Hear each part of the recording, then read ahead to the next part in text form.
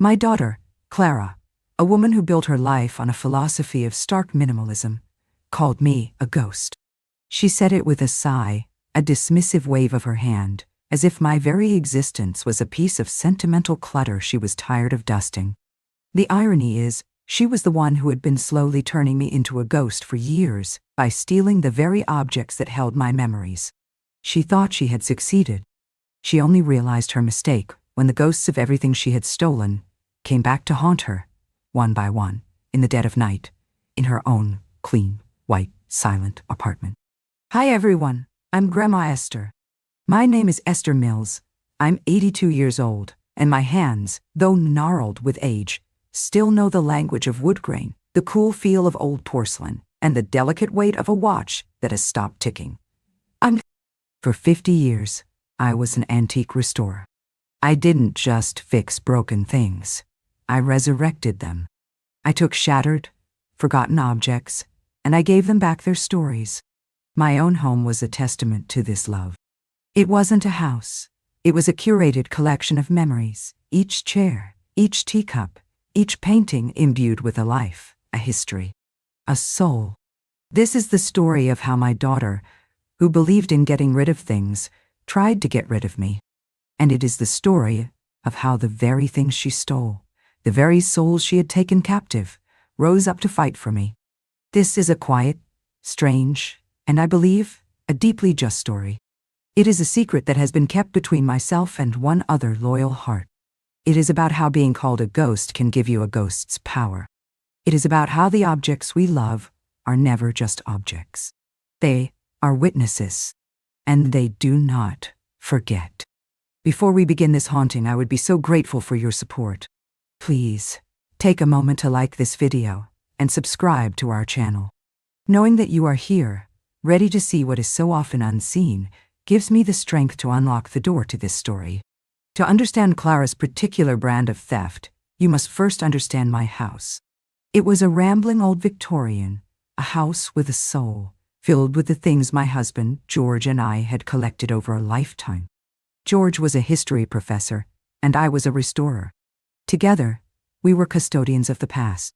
Our home was a beautiful, comfortable, living museum. Every object had a story. The heavy oak dining table was from a 19th century farmhouse, its surface scarred with the history of 100 years of family meals. The set of delicate, hand-painted porcelain teacups in the china cabinet had survived the London Blitz. The grandfather clock in the hallway, with its deep, sonorous chime, had belonged to my own great-grandfather. My life was a conversation with these objects. When George passed away, they became my companions. I would sit in his worn leather armchair, and I could almost feel him there with me. I would wind the small, silver music box on my dresser, a gift from him on our first anniversary, and its tinkling, familiar melody was the sound of his love. These were not just things. They were the physical embodiment of my life, my love, my history. My daughter, Clara, never understood this. She was a child of a different era. An era of clean lines, of decluttering, of digital, everything and physical nothing. She became a successful architect, designing minimalist spaces that were beautiful, sterile, and, to my eyes, completely devoid of a soul. Her own apartment was a study in white. White walls, white furniture, a single perfect orchid on a glass table. It was a space designed to be photographed, not lived in. My home, my beautiful, cluttered, story-filled home, was an offense to her aesthetic sensibilities. She called it the Museum of Dust. The thefts began subtly, years ago, long before I ever thought of leaving my home. She would visit, and she would rescue things. That was the word she used. Rescue. Don't. Oh, Mom, this little silver locket is so beautiful, she'd say, picking up a piece from my jewelry box. It's just getting tarnished sitting here. Let me take it and have it properly cleaned. I'll keep it safe for you. I never saw the locket again. Except, years later, in a photograph of her wearing it at a gallery opening. That old painting over the fireplace is so dark and gloomy, she'd comment. It's probably valuable. You should have it in a climate-controlled storage unit, not in this drafty old house. Let me arrange it for you." The painting, a beautiful 18th century seascape, ended up over the minimalist fireplace in her own apartment. It was a slow, methodical plundering, always disguised as concern, as an act of responsible stewardship. She took my mother's set of ivory-handled sewing scissors.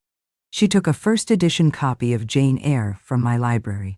She took the small, elegant pocket watch that had belonged to my husband's father. Each time she had a perfectly reasonable explanation. She was protecting these objects from me, from my cluttered, dusty, chaotic life. She was their savior. She didn't see it as theft. She saw it as an act of superior taste. I let her. What was I to do? To accuse my own daughter of stealing would have been to shatter the fragile peace between us. I told myself she loved these things, in her own way. I told myself they were safer with her.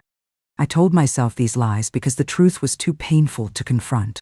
The truth was, my daughter was a quiet, smiling, well-intentioned thief who was stealing my life from me, one beautiful, memory-filled object at a time. The final great theft was the house itself. As I grew older and more frail, the upkeep of the large Victorian house did become a challenge.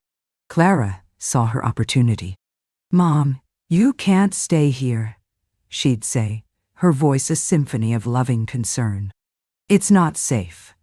The stairs are a death trap. The heating bills are astronomical. You need to be in a place that's modern, secure, and all on one level." She found the place for me. The Pines Senior Residence.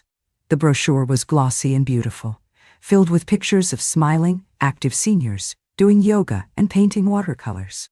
It promised dignified, independent living. The reality was a long, sterile hallway of identical doors, a faint smell of antiseptic, and a profound, crushing loneliness. It was a place where old people were sent to wait quietly for the end. To pay for it, I had to sell my house. My house, and everything in it. Clara supervised the estate sale. She was ruthlessly efficient.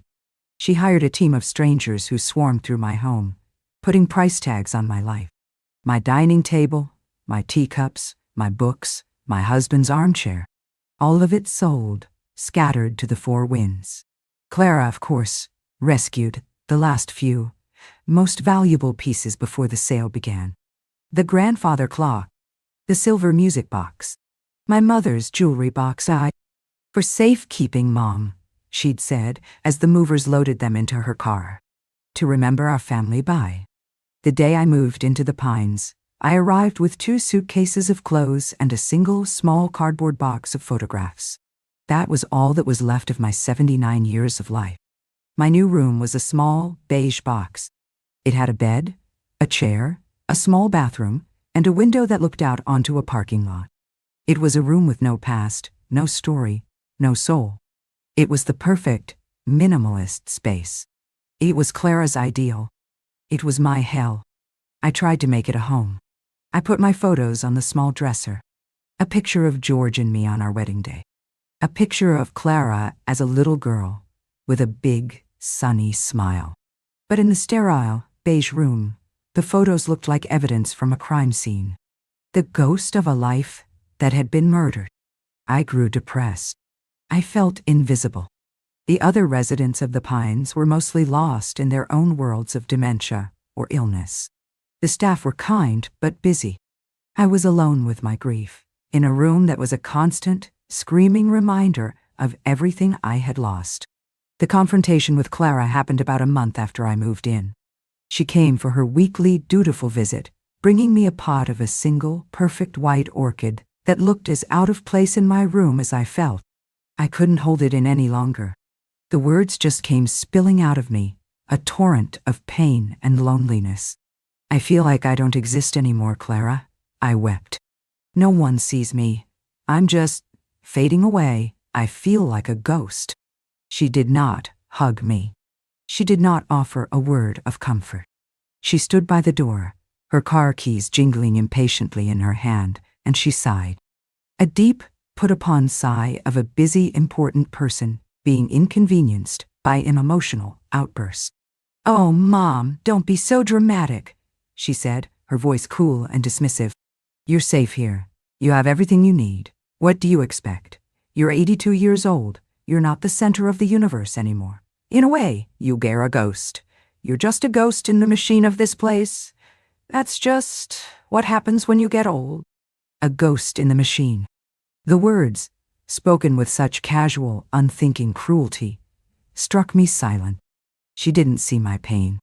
She saw a theatrical complaint. She didn't see a person. She saw a problem that had already been solved. She had stored me away in this clean, white box, and now she was annoyed that the contents were rattling. She looked at her expensive watch. "Look, I have to go.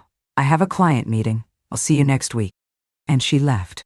She left me alone in my beige room with her perfect orchid and her devastating words. A ghost. I looked at my hands, at the wrinkled, age-spotted skin. I looked at my reflection in the dark screen of the television, a pale, white-haired woman in a beige room. A ghost. All right, I thought. A cold, quiet anger began to smolder in the ashes of my heart. All right, Clara. If that's what you think I am, then that's what I will be. But you are mistaken about one thing. A ghost doesn't just fade away. A ghost haunts. And I know exactly what I'm going to use to haunt you. I'm going to use your own stolen treasures. I'm going to use the ghosts you've already created. The key to my revenge, the hands that would carry out my haunting, belonged to a woman named Sophia. Sophia was a whisper in the hallways of the Pines. She was a cleaner, an immigrant from El Salvador, with kind, sad eyes and hands that were never still. She was one of the invisible people who kept the sterile world of the residents running. And she was the only person there who saw me as a person. She had been the one to help me unpack my few belongings on my first, terrible day. She had handled my framed photographs with a gentle reverence that had made me want to weep. Our friendship began with a shared language of silence and small kindnesses. She would leave an extra packet of sugar on my meal tray. She would take a moment to straighten the photo of my husband on my dresser. I, in turn, would save the untouched dessert from my dinner for her, leaving it on the corner of my desk. We rarely spoke, my voice being weak and her English being halting. But we understood each other. We were both ghosts in this machine. One afternoon, Sophia came to clean my room. She was quieter than usual, her movements heavy with a sorrow that I could feel in the air. As she was emptying my small trash can, she hesitated. "Señor Mills," she said, her voice a low murmur. She was looking at the photo of my husband. "He was a good man, yes?" "Yes, Sophia," I whispered. "He was the best." She nodded, her eyes full of a deep ancient sadness. "I had a good man too. In my country. They took him. The gangs." She wiped a tear from her eye with the back of her hand. Sometimes the things they take, they are more than things, yes? They are a life." And in that moment, I knew. I knew she understood the language of lost things. My plan began to form. A crazy, impossible, beautiful plan. It was a plan that required an accomplice, a pair of hands in the outside world. It was a plan that required absolute trust. The next week, I waited for her. I had written a note on the back of a napkin. "Azofia, I need to ask you something important. A secret." And when she came to clean my room, I pressed the note into her hand. She read it, her eyes widening slightly. She looked at me, then at the closed door of my room. She nodded once. The next day she came to me on her break. She sat in the hard chair opposite me. "Señora," she whispered. I told her everything. In a halting, whispered voice, I told her about my house, my beautiful things. I told her about my daughter, Clara. And I told her about the thefts, the slow, polite plundering of my life. And then I asked her the most important question. My daughter, Clara, Daditi. She lives in a big white apartment downtown. Who cleans her apartment, Sophia? Dande. Sophia looked at me, her dark eyes filled with a dawning, shocked understanding. Señora, she breathed. I do. I clean her apartment every Tuesday morning. The universe, it seemed, had already provided me with the key. She has my things, Sophia, I whispered, leaning forward, my voice filled with a new, urgent energy. She has my husband's father's watch. She has my mother's sewing scissors. She has a small painting of the sea. She has my little silver music box. Sophia nodded slowly, her mind clearly picturing the objects she dusted every Tuesday. Yes, Signora. I have seen them. The music box. She keeps it on her dresser. I want to haunt her, Sophia, I said, the words tasting strange and powerful on my tongue. I want to haunt her with the ghosts of her own greed. And you? I need you to be my hands. I explained my plan. It was not a plan of violence or destruction. It was a plan of quiet, psychological torment. A plan of small, inexplicable, impossible things. An object moved. A sound in the night. A memory displaced. I looked at Sophia. I was asking her to risk everything. Her job. Her trust with her other clients. I was asking her to become a co-conspirator in a strange and terrible haunting. She sat there for a long time, her hands twisting in the fabric of her uniform. She looked at the picture of my smiling husband. She looked at my own pale, determined face. She looked at the 4 beige walls of my room, a room not so different from the one she cleaned every day. Finally, she looked me in the eye, and I saw the sadness in her own, replaced by a flicker of something else. A spark of rebellion. A glint of righteous anger. She called you a ghost, Signora? She asked quietly. I nodded. A slow, fierce smile spread across Sophia's face. Okay, she said. Okay, Esther. Let's show this woman what a ghost can really do. Nyan, me. Our haunting of Clara began not with a bang, but with a tick. A quiet, persistent, maddening tick. The first ghost to be awakened was my husband's father's pocket watch. It was a beautiful, heavy silver timepiece that had been silent for 50 years, its inner working seized by age. Clara had rescued it from my jewelry box and kept it on a small, sterile tray on her nightstand, a piece of inert, masculine history to offset the feminine minimalism of her bedroom. My instructions to Sophia were simple and precise. I had written them on a small piece of paper, which she had secreted out of the pines in her cleaning bucket. The watch. There is a small key for winding it, taped to the inside of the back cover. Wind it fully. Then, set the time to 3:13. And leave it on her pillow. Unda. 3:13 a.m. The exact time, according to the coroner's report, that my dear George had passed away in his sleep, right next to me. A detail Clara had never bothered to learn. The following Tuesday, Sophia performed her first act of spectral rebellion. While Clara was at work, Sophia, with trembling hands, found the tiny key, wound the old watch, until the spring was tight, and set the hands to that terrible, sacred time. Then, she placed it gently in the center of Clara's pristine white pillow, a silver ghost on a field of snow. The effect, as Sophia described it to me later, was everything I had hoped for. Clara came home from a long day, exhausted. She didn't notice the watch at first.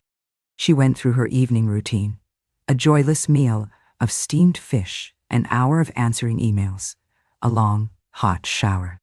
It was only when she pulled back the duvet to get into bed that she saw it. She stopped.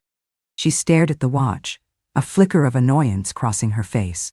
She probably assumed she had knocked it off the nightstand herself. She picked it up to put it back in its place. And then she heard it. Tick. Tick. Tick. A sound that should not have been there. A sound that had been silent for half a century. A tiny, impossible heartbeat in the silent room. She held it to her ear, her eyes widening in disbelief. The watch was running. She shook her head, a rational explanation already forming in her logical architect's mind. The movement of picking it up must have jogged something loose. A lucky, random fluke. She placed it back on its tray, annoyed by the quiet, persistent sound that now filled the silence of her bedroom. She tried to sleep, But the ticking was a tiny, relentless drum, a counterpoint to the rhythm of her own heart. The next morning, she woke up, groggy and irritable from a lack of sleep. She glanced at the watch, and she saw the time. 3:13. It had stopped. She frowned, confused. She picked it up and shook it. Nothing. The impossible life it had held for one night was gone. It was just a dead, silent object again. She dismissed it as a strange, inexplicable anomaly and went about her day. But the seed of unease had been planted. Our second haunting was a symphony. The small silver music box, a gift from my George. It played a tinkling, delicate rendition of Debussy's Clair de Lune. Clara kept it on her dresser, a pretty, silent thing. My instructions to Sophia were just as specific. Wind the music box. But do not open it. Wind it just enough so that the spring is almost at its breaking point. The slightest vibration will set it off. Edmund. The following Tuesday, Sophia, now a more confident and gleeful co-conspirator, wound the music box to a state of exquisite tension. She placed it back on the dresser, a silent, beautiful balm of memory. That night, at 2:47 a.m., a truck rumbled past on the street outside Clara's apartment building. The slight vibration of its passing was just enough. In the dead silence of the night, a faint, tinkling melody began to play. Clair de Lune. The song George and I had danced to at our wedding. The song that had been the soundtrack to my life. Clara shot bolt upright in bed, her heart hammering. The sound was ethereal, ghostly, seeming to come from the walls themselves. It was a sound of memory, of a life she had tried to discard, seeping into her sterile white world. She fumbled for the light, her hands shaking. She saw the music box on the dresser, its lid still closed, the impossible music spilling out of it. She leaped out of bed and snatched it up, fumbling with the catch to open it and stop the music. But as soon as she opened it, the melody ceased. The tiny, delicate mechanism inside was still. She closed it. Silence. She shook it. Nothing. She was standing in her silent white bedroom in the middle of the night, her heart pounding, holding a music box that had played by itself. The rational explanation was harder to find this time. The seed of unease began to sprout into a small, cold flower of fear. We escalated our campaign, week by week. Each haunting was a carefully chosen memory, a ghost from my stolen life, released into her minimalist sanctuary. Sophia, my loyal hands, would take the ivory-handled sewing scissors from their display box and leave them on Clara's kitchen counter, next to a half-chopped onion. She would take the first edition of Jane Eyre and leave it on the floor, by Clara's bed, open to the page where Jane declares, "I am no bird, and no net ensnares me. I am a free human being with an independent will." She would take the old, dark seascape painting and turn it to face the wall. Each act was small, deniable, but cumulative. They were creating a narrative of quiet, inexplicable chaos. Clara's perfect, controlled world was being slowly, methodically invaded by a presence she could not see, could not understand. She began to unravel. She, a woman who prided herself on her logic and her order, was living in a world that no longer made sense. She started to talk to herself. Sophia would overhear her, muttering as she walked through the apartment, "I know I didn't leave that there." She became obsessed with security. She had the locks on her apartment changed. She bought a series of sleek, minimalist security cameras, her own aesthetic applied to her own paranoia, and placed them throughout her apartment. The cameras were a new challenge for us, but not an insurmountable one. Sophia, with the quiet wisdom of someone who is paid to be invisible, knew their blind spots. She knew the exact angle to approach the dresser without being seen. She knew that the camera in the living room didn't cover the corner where the grandfather clock stood. Ah, the grandfather clock. That was to be our masterpiece. It was a magnificent, towering piece of dark mahogany that had stood in the hallway of my old home, its deep, sonorous chime marking the hours of my life. Clara had rescued it and placed it in her living room, where it stood, silent and majestic, a piece of large-scale sculpture. Its pendulum was still. Its weights were motionless. It had not chimed in years. My instructions to Sophia were the most complex yet. It required a series of small, incremental actions, spread out over several weeks, so as not to arouse suspicion. First, Sophia, under the guise of dusting, began to subtly, carefully, release the pendulum. A tiny nudge each week. Then, she began to work on the weights. They were heavy, but she was a strong woman. Each Tuesday, she would pull the heavy chains, just a few inches, raising the weights that powered the clock's chime. Clara, in her increasingly paranoid state, noticed none of it. She was looking for a human intruder, a ghost in the machine. She was not looking at the machine itself. The final step was the chime. There was a small, delicate lever inside the clock's face that could switch the chime from silent to active. It was a lever that had not been moved in a decade. The Tuesday before the grand finale, Sophia, her heart in her throat, reached inside the clock, and, with a soft, satisfying click, she engaged the chime. The clock was now a fully armed time bomb, waiting for the right moment to explode. The moment came that Friday night. Clara was hosting a small, important dinner party for some potential clients. She was trying to project an image of calm, cool, successful control. Her apartment was spotless. The single orchid was perfectly centered on the table. At precisely 9 o'clock, as Clara was in the middle of a sentence about the importance of clean, functional design, the grandfather clock in the corner of her living room came to life. It began with a low, whirring, mechanical groan, the sound of ancient sleeping gears waking up. And then, it chimed. Bong, bong, bong, meet and first tab. 9 deep, resonant, earth-shaking chimes that filled the silent, minimalist apartment with the sound of 100 years of history, the sound of my house, the sound of my life. Clara's dinner guests jumped, startled. Clara herself went white as a sheet. She stared at the clock, her mouth agape, her carefully constructed composure shattering into a million pieces. I'm so sorry, she stammered, trying to laugh it off. That old thing. It never works. I have no idea how that happened. But the damage was done. The ghost was no longer just a whisper. It had a voice. A loud, deep, undeniable voice that spoke of a past she had tried to silence. The dinner party was a disaster. Clara was distracted, rattled, her professional poise gone. Her clients left early, sensing the strange, tense atmosphere in the beautiful, haunted apartment. After they left, Clara, in a fit of pure, terrified rage, attacked the clock.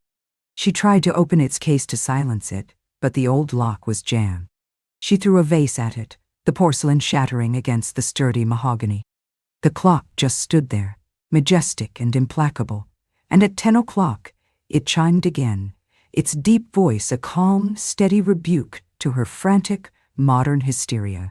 She fled her own home that night, checking into a hotel, unable to bear the presence of the loud living ghost in her living room. The haunting had reached its crescendo. Clara was no longer just confused or unnerved. She was terrified. She was a woman living in a house that was actively, malevolently rebelling against her. The things she had stolen, the things she had tried to possess, were now possessing her. Clara's world, once so ordered and white, had become a chaotic landscape of fear. She became a ghost in her own life, haunted by the very objects she had stolen to adorn it. She stopped sleeping. She lost weight. Her work, once the center of her universe, began to suffer. She was a woman living under siege from her own possessions. She tried everything to fight back. She hired a new cleaning service, firing Sophia without explanation, believing her to be the source of the disturbances. But the hauntings continued. I had anticipated this, and had given Sophia a final master key to the campaign. A set of small, nearly invisible adhesive hooks and a spool of transparent fishing line. Before she left for the last time, Sophia had set up a series of simple but ingenious booby traps. A teacup that would slide off a shelf when a door was opened.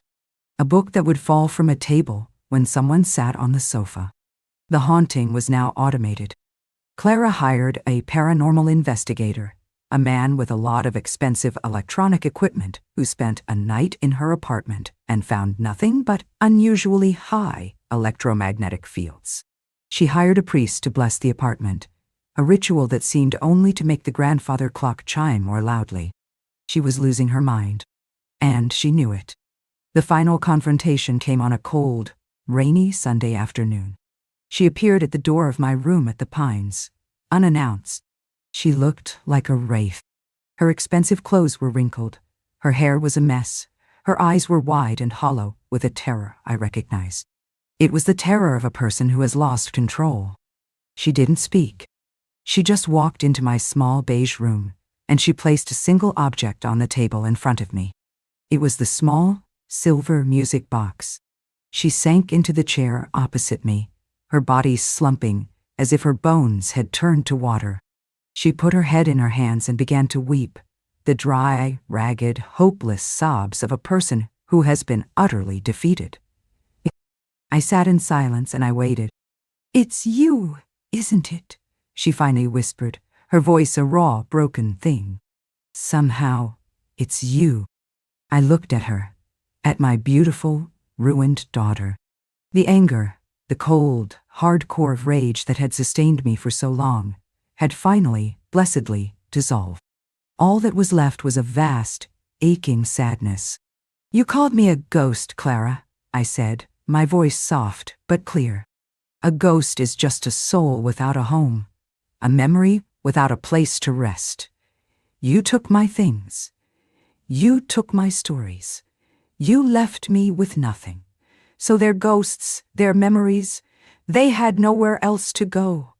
They went looking for a home, and they found one with you." She looked up at me, her face a mess of tears and confusion. "But how? It's impossible." "Is it, dear?" I asked gently. "Is it more impossible than a daughter stealing her own mother's life, piece by piece, and then calling her a ghost for feeling empty? You don't believe in souls, Clara. You believe in surfaces, but souls are real, and they have weight, and the things we love, they absorb a piece of our soul.